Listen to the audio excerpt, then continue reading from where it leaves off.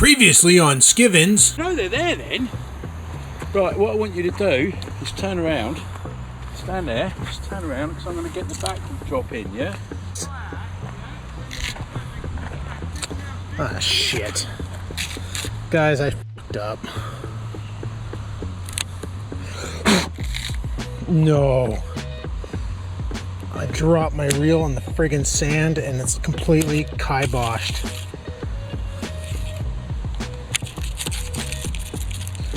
Brand new reel. I can just rinse it out. Guys, don't try this at home.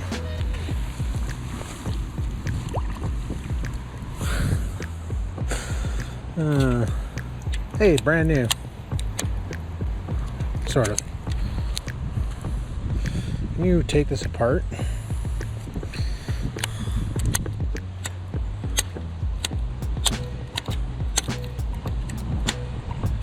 Holy, she's crunchy.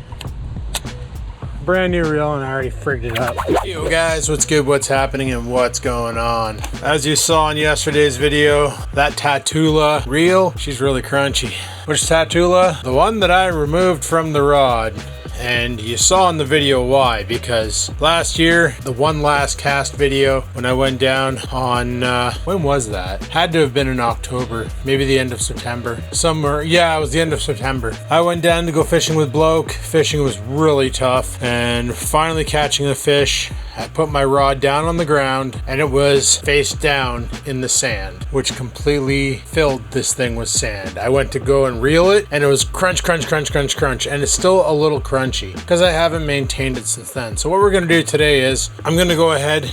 Yeah, I can feel something rubbing on things in here. It's not good. We're gonna go ahead first. We're gonna take off the side plate. Now on my other reels that I have, the side plate's easy to remove. It's literally just a locking switch. You unlock it and then you roll it down. On this one here, however, it's locked in with that screw. So it's just a flathead screwdriver, which apparently mine doesn't fit into. There we go. Then it should, yeah. Then once you have it unscrewed, you pop this down and off comes the side plate. In here is all your brakes, your magnetic braking system, your friction braking system, whatever. And it is looking pretty gross. Not gonna lie, there's a lot of debris in there, so I need to clean that out. Now in here you have your spool. To extract the spool, you just grab and pull your spool, which by the looks of it has some debris on the shaft here.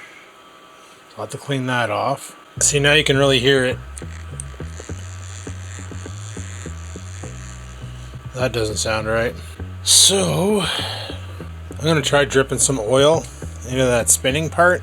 I got some lubricating oil right here. You can buy the Shimano reel oil, but do you really need it? Normally this is all I do to clean these. I'm also going to be using Q-tips to get in there to clean all the crap out because she's filthy. Oh yeah, there's a lot of smut in there. Yeah, it seems the bearings are... Next up, I need to remove the handle. To pull the handle off.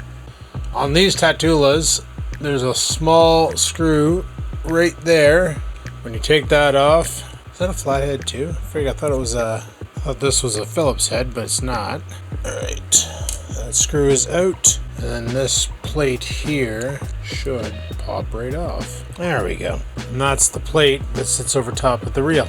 Now, this handle looks like it's on with some sort of a wrench, which I don't have any adjustables in here. So you might have to resort to crudeness, as per everything.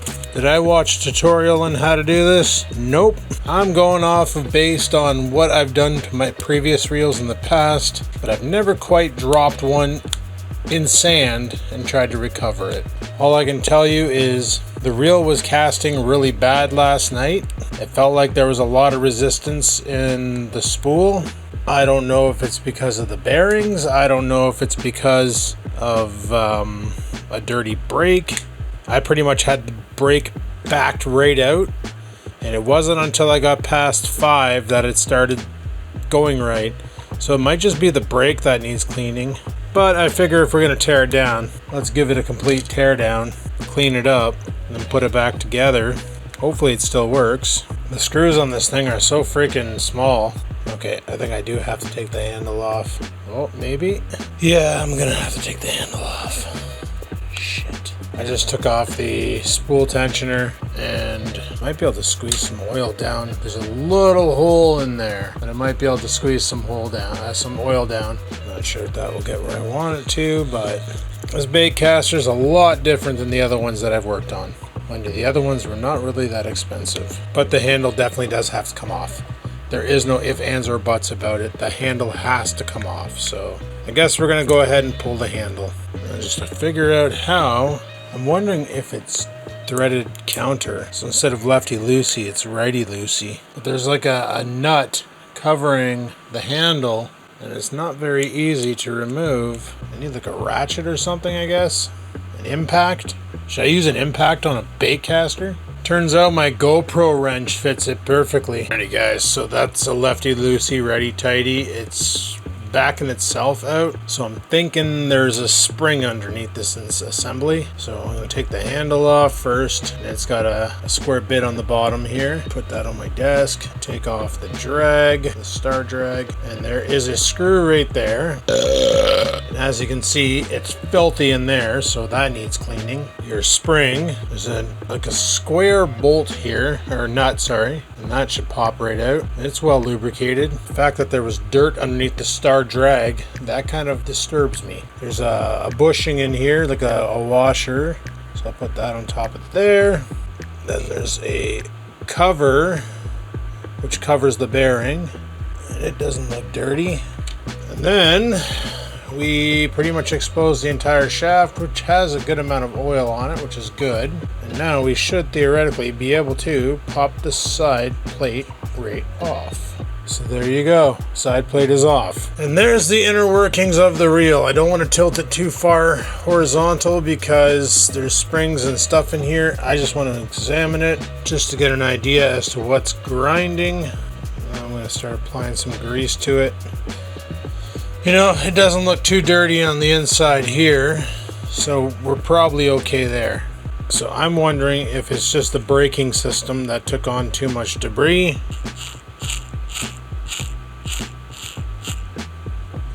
That just really doesn't sound right. Oh wait, that's because I forgot to attach a spring. Alright, that sounds a hell of a lot better. So I'm going to go ahead and reattach the screws. I got everything oiled up underneath of it, including my hands. And now my chair. Where the frick's my screwdriver? Oh yeah, there it is. So I may have done this a little backwards. Would you expect anything else from me? Normally you take off the handle first and then you take the screws out of the side plate. But I know it's not the bearing in the side plate that's causing the grinding. It was the way the gear, there was dirt on the gear that I cleaned up. So even though this is a sealed system underneath the hood, something I did that I even said on the video, don't do what I do. When I dropped it in the sand, I tried like wiping it off and that was no good. I tried blowing on it because, you know, it works for Nintendo cartridges, should work for a bait caster reel. That didn't work. And then I decided, let's dunk it in water and wish it around. And that was probably not the best idea because water forced it everywhere. Now this thing here is filthy as all hell, so I'm just going to grab some butt wipe, put it in there, and see about cleaning out that debris. Alright, it should be good there. So I'll put the collar back on. Start reassembling this thing. Install this nut. Did I press the button? Alright, why am I having issues with the threading now? Is this nut dirty? What's going on? I forgot this nut's reverse threaded. It just needs to be hand tight. Alright. Install the spring. Put the star wheel drag system back in. There we go. Alright, we basically got it back together. The side panel's on. It's still making a lot of noise, but I cleaned it out. I just don't understand what else is making noise on. It's kind of confusing me. I can't see any obstructions in there, any sort of debris, nothing. So I'm just going to put the side cap back on, which offers no real functionality except for making it look a little bit more better. Yeah, putting the side cap back on, guys, unless you get it completely 1000% perfect, it's a problem. You got to get the hex head sitting exactly right or the screw will not thread through. And I need to move it over just by a C hair. Yeah, that should be good. Alright, got the side back in. Now, my main concern was that, but also this braking system. So literally your braking system, at least on this thing here, it looks like it's just friction plates that get set by a dial on the outside. So I don't know how to disassemble this. That screw's never going to come out. Okay, good. So like if I move that wheel, what changes in here? Well, that's the thing, is I'm not seeing any changes in here. I know the brake is working. Just gonna give it a quick clean up with a Q-tip here and just see if I can find any debris in there, I guess. I don't know. This doesn't come out, does it? Well, there was a little bit of debris in there. So I'm just gonna put that one off to the side. Grab the reel now, and I want to... Why can't I spin it both ways? Have the drag set off, and when you do that, you can apparently spin it both ways. Neat. Good to know. So if you have the drag right off, it slips. Okay, that makes sense. Alright, well, she's pretty much as clean as I'm going to get her. Alright, she's back together. Feels a lot easier to pull. So this morning when I was messing around with it, it felt a little difficult to pull. I think I may have found a potential problem. I got a snapped O-ring. That's why the drag system, or the tension knob, was so hard to turn, because the O-ring broke. So I'll have to get a new one of those. You know what? After removing that broken O-ring, the spool out became a lot smoother. But yeah, where did it go? There it is. The O-ring completely became a C-ring, and that's no good, no bueno. So the spool tensioner is no longer watertight, but the reel is back in order. Sweet. Okay, that's about it for that. When are we gonna get to test it? I don't know. They're calling for rain for the next 4 days, so I guess we'll have to wait and see and wait. So we do got it back together. It is doing what it should be doing. It is pulling in line, and that line might be in my garbage can. So yeah, she's all cleaned up and ready for fishing. Now we just need a nice day to go fishing, and potentially a new lake, because Nipissing is completely shut off. So I'll bring that back out to the truck, stick it on the rod, and we'll have to head down to the lake someday and test it out to see if the cleaning made a difference. Because let me tell you, last night I was throwing that spinning combo way the hell further than I was throwing my bait caster.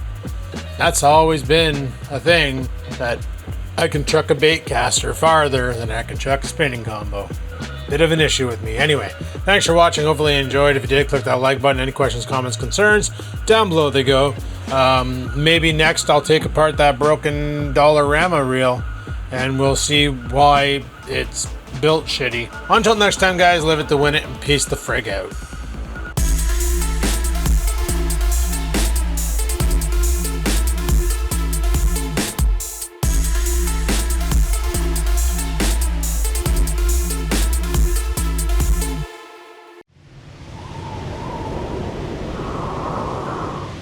Sit, stupid, sit. Good dog.